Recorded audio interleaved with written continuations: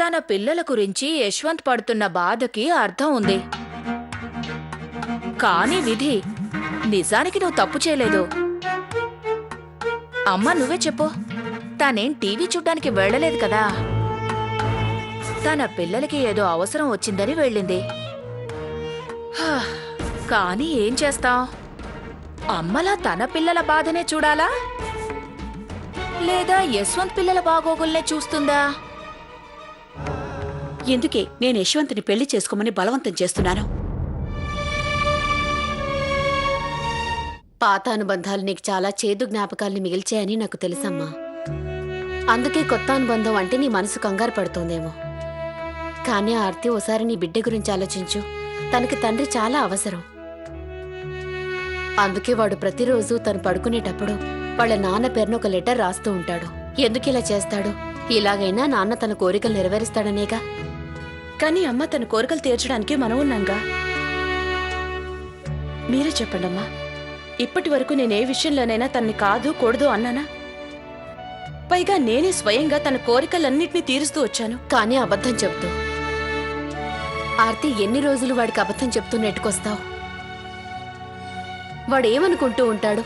తనకి ప్రతి వస్తువు నాన్నే తీసుకొస్తున్నాడని అనుకుంటాడు. అందుకే వాడు అలా లెటర్ రాస్తూనే ఉంటాడు. మళ్ళీ పెళ్లి చేసుకుంటే తప్పే ఉంది. అమ్మా, నాకు ఇంకో పెళ్లి చేసుకోవడం ఇష్టం లేదు. అమ్మకి అర్థమయ్యేలా ఎలా చెప్పాలి అర్పిత? నేను మరొకరిని నా జీవిత భాగస్వామిగా ఎలా చేసుకోగలను?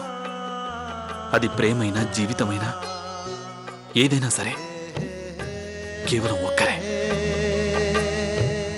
అది నువ్వే అర్పిత. నీ స్థానాన్ని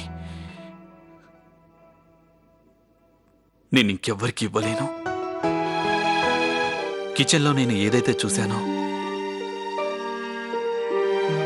అదంతా చూసి నేను చాలా కోపానికి గురయ్యాను అర్పిత. తను మన పిల్లలతో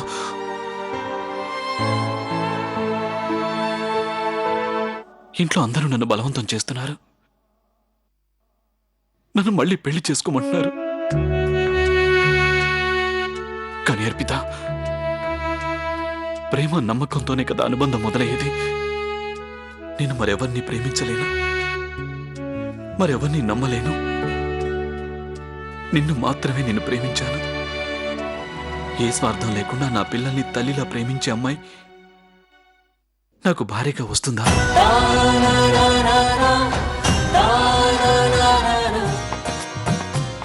ప్రదీప్, నాన్నగారు ఎక్కడ కనబడటం లేదు. భోజనానికి కూడా రాలేదు. అన్నయ్య ఏదో పనుందని గదిలో ఉన్నారు.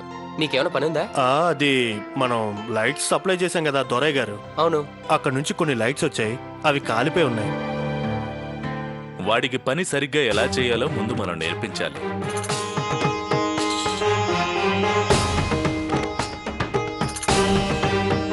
అదంతా ఓల్డ్ స్టాక్, అందుకే జనరేటర్ కూడా పాడైంది.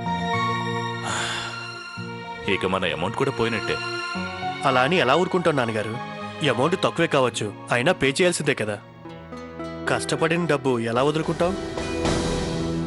మన ప్రదీప్ని పంపిద్దాం, డబ్బులు మొత్తం వసూలు చేసుకొస్తాడు. ప్రదీప్, నువ్వేళ పని చూడు. సరే అన్నయ్య. అతని పేరు అడ్రస్ నీకు తెలుసు కదా, జాగ్రత్తగా వెళ్ళి వసూలు చేసుకురా. ఎవరు మీరు?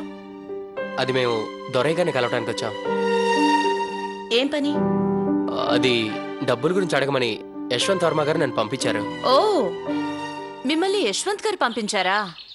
మా మావయ్య ఫోన్లో మీకంతా అర్థమయ్యేలా చెప్పారుగా, మళ్ళీ ఆయన ఎందుకు పంపించారు? చూడండి, మేము మీకు బ్యాలెన్స్ పేమెంట్ ఇవ్వాల్సిన అవసరమే లేదు. పైగా టోటల్ అమౌంట్ మీరే మాకు ఇవ్వాలి ఆ మాటకొస్తే. హలో, మీ దగ్గర నుంచి డబ్బులు తీసుకోకుండా ఇక్కడ నుంచి కదలను. ఏం జరిగినా సరే.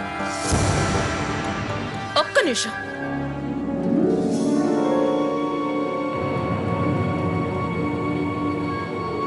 నీలాంటి వాళ్ళ కోసమే ఈ హాకీ స్టిక్ దాచిపెట్టాను. వాళ్ళతో నువ్వు గొడవ పడద్దమ్మా. వాళ్ళ బ్యాలెన్స్ అమౌంట్ ఇచ్చేద్దాం. లేదు మావయ్య, మనం ఎందుకు బ్యాలెన్స్ అమౌంట్ ఇవ్వడం?